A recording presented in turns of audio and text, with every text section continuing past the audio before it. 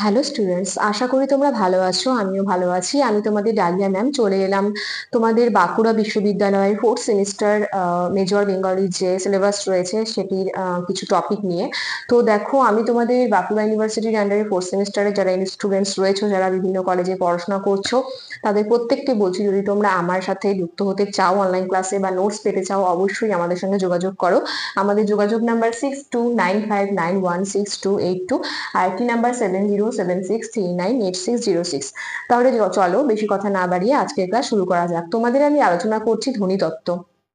দেখো, ধ্বনিতত্ত্ব তোমাদের রয়েছে সিলেবাসে। তো এখানে ধ্বনিতত্ত্ব থেকে তোমাদের এর আগে একটা ক্লাস দিয়েছি, সেখানে কিছু টপিক রয়েছে, সেগুলো দেখে নেবে। আর আজকে এটা আমার ধ্বনিতত্ত্বের পর্ব 2 ক্লাস। তো এখানে আমরা জেনে নিব আজকে খণ্ডধ্বনি, জ্যোতি, সুর তরঙ্গ ও দ্বি-স্বরধ্বনি, এর সংজ্ঞাগুলো আজকে আমরা জেনে নেব। প্রথমেই জেনে নিই খণ্ডধ্বনি কি জিনিস। খণ্ডধ্বনির আরেক নাম হচ্ছে বিভাজ্য ধ্বনি। এটা ভালো মতো মাথায় রাখবে। খণ্ডধ্বনির আরেক নাম বিভাজ্য ধ্বনি। এবং এই ভাষার যে ধ্বনি রয়েছে, ভাষার ধ্বনি বিশ্লেষণের ক্ষেত্রে বা ধ্বনি বিশ্লেষণের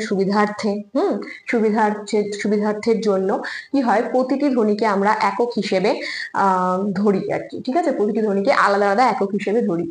একেই বলা হয় খণ্ডধ্বনি বা বিভাজ্য ধ্বনি। ভালো মতো আমি আরেকবার তোমাদেরকে সংজ্ঞাটা বলে দিচ্ছি, দেখো ভালো মতো, দেখো বোর্ডে। খণ্ডধ্বনির আরেক নাম হচ্ছে বিভাজ্য ধ্বনি। ভাষার ধ্বনি বিশ্লেষণের সময় অথবা ভাষার বিশ্লেষণের সুবিধার জন্য প্রতিটি ধ্বনিকে আলাদা আলাদা খণ্ড একক হিসেবে ধরা হয়, একেই খণ্ডধ্বনি বা বিভাজ্য ধ্বনি বলা হয়। ঠিক আছে, এবার জেনে নিই জ্যোতি কি।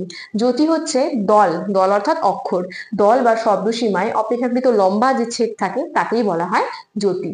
সুর তরঙ্গ, দেখো আমরা যখন কথা বলি আমাদের সুরগুলো কিন্তু কখনো একটু জোরে, কখনো আবার একটু আস্তে হয়। ঠিক আছে, আমাদের কথাগুলো এই যে ওঠা নামা সুরে, সেটাকেই বলা হয় সুর তরঙ্গ। জেনে নাও সংজ্ঞাটি। বাক্যে সুরের ওঠা পড়াকেই বলা হয় সুর তরঙ্গ। এবার জেনে নিই দ্বিস্বর ধ্বনি কি। দ্বি মানে দুই।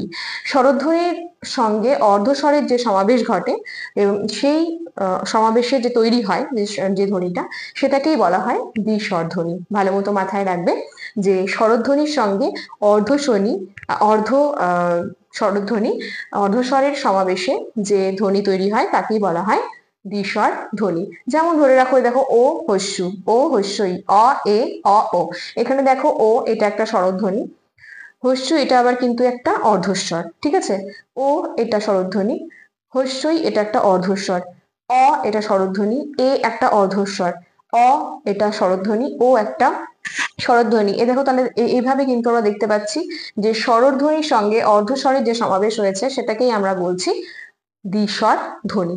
তাহলে দেখো, তোমাদের সিলেবাসের আজকে ধ্বনিতত্ত্ব থেকে বেশ কিছু টপিক আলোচনা করলাম। এর পরের ক্লাসে থাকবে অন্যান্য আরো বিষয়, যে টপিকগুলো রয়েছে সেগুলো।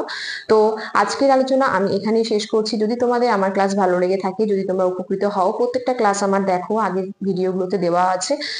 তোমাদের যদি ভালো লেগে থাকে আমার ক্লাস, অবশ্যই কমেন্ট বক্সে জানিও। এবং যে চ্যানেল থেকে ভিডিওটা দেখছো, অবশ্যই চ্যানেলটা সাবস্ক্রাইব করে রাখো, তাহলেই সবার আগে তোমাদের মেজর বেঙ্গলি ফোর্থ সেমিস্টারের ক্লাসগুলো সবার আগে পৌঁছবে তোমাদের কাছে। তাহলে চলো, আজকের ক্লাস এত পর্যন্তই। দেখা হচ্ছে নেক্সট ক্লাসে আরো একটি নতুন ক্লাস নিয়ে, নতুন ভিডিও নিয়ে, নতুন টপিক নিয়ে। সুস্থ থাকো, ভালো থাকো, আমাদের চ্যানেলকে ভালোবেসে আমাদের সাথে থাকো। ধন্যবাদ।